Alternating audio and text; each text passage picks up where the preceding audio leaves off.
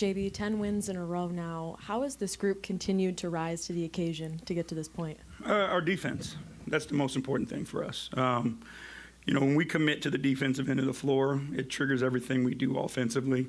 We feel like we're an elite transition basketball team. So when we're getting stops, it gives our guys an opportunity to get out, create early opportunities. Even if it's not, a dunk or a layup initially, it creates a force, and now they're chasing us, and we're getting the buckets that we're looking for.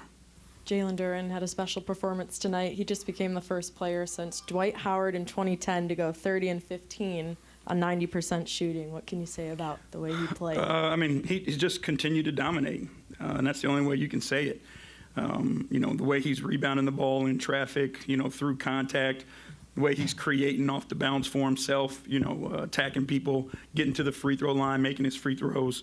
He's just playing a well-rounded game. And to do all that in 28 minutes, too, right? In your first game back, hats off to him and the consistency that he's found and the confidence he has that he can dominate at any time.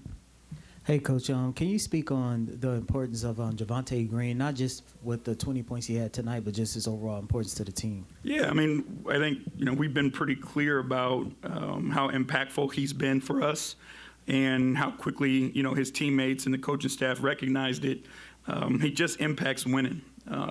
He fits the identity of this team, and the only thing that matters to him are doing the things that it takes to win. And he just understands it at a high level, whether it's a cut here, a rebound there, a stop there, the ability to make a shot. He just understands how to impact winning, and he's selfless in his approach. Chaz has played at least 18 minutes in his last 4. He's knocked down shots. He's had some defensive plays. Just what have you seen from him overall in his first time getting some real run? I think he's done a great job. There's a maturity to his game. Obviously, the ability to make shots. His teammates know he's capable, so they find him. But he's just, he's got a grown man game and plays at a grown man pace, not like other rookies who kind of can get sped up.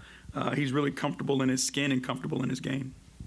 JB, I'm sure you laid out before the last summer began a list of what you wanted to see from Jalen over the summer, what you want to see him to come into the season with. Has he checked off all the boxes? Could you see this sort of coming even in training camp? Yeah, we knew after finishing last year, what our expectations were of him and how we were going to most improve.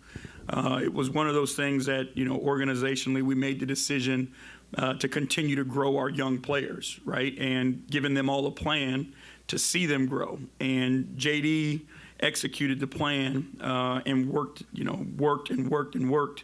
all summer long to get himself, in position to do what he's done. He didn't take much time off. He was doing 2-a-days. He was dedicated to his craft to put himself in position to be able to do this. The training camp, because of the hammy, was a little, off. But the work leading up to that and then the work to get through it, he's put himself in this position. Coach, going back to even Summer League, we've seen Ron Holland's role change quite a bit. Summer League, he started off as a primary scorer. Stepping into the season, he's still an energy guy. Still filling in his role. Now with the injuries, he made we've seen some games where he's kind of been aggressive looking for a shot, and other nights maybe tonight he might not do that. What has been your impression of his adjusting through basically the start of the season up until now? Yeah, he just wants to win. So he does whatever it takes in the moment to win. He's another guy who's extremely selfless and just does whatever the team needs him to do. And he's got a ton of skill, and there's more there.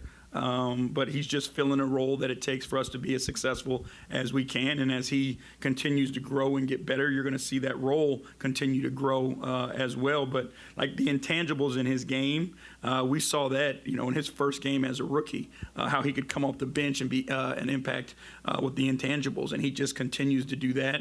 And then he'll continue to add the skill, and we'll give him a longer leash to do those things also. Yeah, Coach, you guys entered tonight as the #1 team at scoring in the paint. Tonight, dominant, almost 70 points, 66, about 20 points more than the Pacers. Can you talk about what's been working so well with your team, no matter who's in the lineup, scoring in the paint? It's a mindset, right? I think, it goes along with how aggressive we want to be on both ends of the floor. We're not a settled team. We're a team that attacks and tries to get what we want and forces the defense or the offense to have to make some tough decisions. So, we are extremely aggressive and attacking, and we got guys that can get there and finish in there.